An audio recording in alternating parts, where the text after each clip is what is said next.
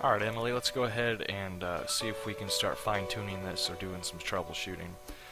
First off, we're going to need to do a test run to see if we even have it working at all to even fine-tune it. So, again, you're going to have the scene, whatever you selected, and for me, I got monitor capture, but yours should look more, have game capture on it. And just for purposes of my recording, I have Gary's mod here, but I have it in a small window off to the side here. That way I can kind of go back and forth and show you what I'm talking about. However, if you're playing in full screen, which it doesn't have a window or anything, just full screen, I know for Windows, it's Alt-Tab will change between different things like that. However, I don't know, I think you've got like an Apple key or something that does something weird. I don't know, but if you can figure out how to get out of that major window that will allow you to see this, you can kind of go back and forth and look and tweak and do whatever you want. However, just for recording, you can have this open and have this active and hit whatever button your start record is, and then do a few things. Do some movement like this so you can see the background move, or your viewport move like that, and then you can switch to a weapon, test on sound, and also like your animation of your hands and things like that to see how smooth it is. Then you can go ahead and hit the stop animation key, whatever that is, and I'm going to get out of that. And then you just go to wherever you saved your videos. Mine's on my D drive. All this here, and you can open something up. Could open up the first tutorial I had. So this is now the tutorial. Emily, let's go ahead and see if we can get you set up with Open And you can just kind of see how smooth things are. If it's choppy, or if it's blurry, or if you're dropping frames and things like that. Open. And after you look at the video that you just made, you need to make a few determinations. One, how smooth is it? Is the background like jagged or something like that, kind of like you feel like there's frames that are missing that should be there, because it may not necessarily be the 30 frame rate issue. It may just be the software, your computer isn't able to keep up and draw every frame there is, so it may double up or just skip them. And another thing you'll want to make a note of is sound, but we're going to talk about that later.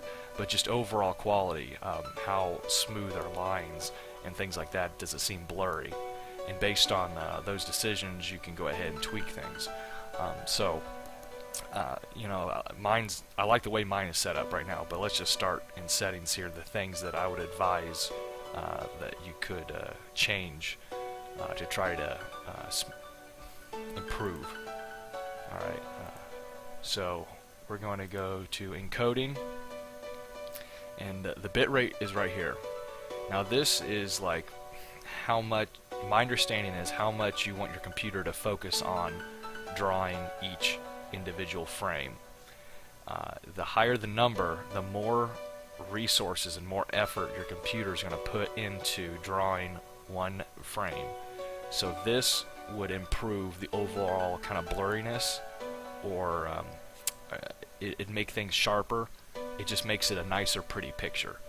But it requires more resources from your computer, so it may cause other issues, such as drop frames and things like that. That would, you know, down the road just make equally worse video. So, like I said, I advise starting at 10,000. If the video looks sharp, I wouldn't mess with it. It should be fine. But if it's really blurry, go ahead and bump this up and make your computer focus more on drawing each and every frame. So that's one thing you can change. Another thing, in video, you can change the downscaling. If it just seems like everything's wrong about the video, it's just having your computer's just struggling overall, go ahead and downsize another step. If you go below the 6 or the 960 and the 600, that's fine. I'd rather have a better quality and deal with it on my end than have the resolution I want, but have a turd come my way. So you can bump this down. I wouldn't go below the 720 or whatever, because ultimately I'm going to render it at 720. So I'd rather have more and cut out part of the quality than have something down like 560 and try to render that at 720. That's going to look ugly. So if you need to, go ahead and bump down if need be. That should improve everything, the drawing and the frame drops. Now frame rate here, if you tried it at 60 and it just seems like it botched everything up, again, it's kind of like downscaling. It's asking your computer, if you're doing 60 instead of 30, it's asking your computer to draw twice as many frames, so it's having to think twice as hard, and if it can't keep up, then go ahead and bump this down maybe to 45 or 40 or something. But I mean, like I said, just try to stay above 30. But if 30 looks good on your computer, it looks great, and just go with it. So those are really the only three things as far as the video is what I would advise changing: the bitrate to help improve the image, and then these two, which would help more of the overall smoothness of the animation. That should help having less frame drops or just adding more frames and things like that. So those are the three as far as video. Once you change something, go ahead and bring up Garry's Mod again, hit whatever start key, and just get some background motion, some animation, just like that, maybe a little jumping and moving, and it doesn't have to be long, but enough that you can kind of test various things or various situations. Now if you're doing a lot of tweaking, for me, I remembered I was testing over here, and I would start right here, then I would turn around, come over to this side of the hill, look up at the fence, look up at the top of the building, come back down, turn around, could do that. And I could keep replicating some motion that allowed me to play video, different tests, like right after the other, to see which was better, or how much I could cut off.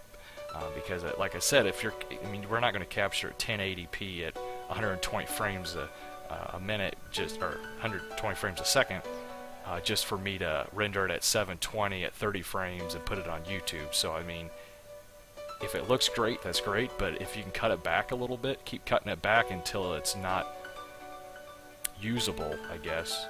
I mean, you want it to be good, but keep cutting it back a little bit, because that's just going to make it easier for your computer, and you'll have less lag issues and things like that. So it's a fine balance, and we'll just have to play around with it.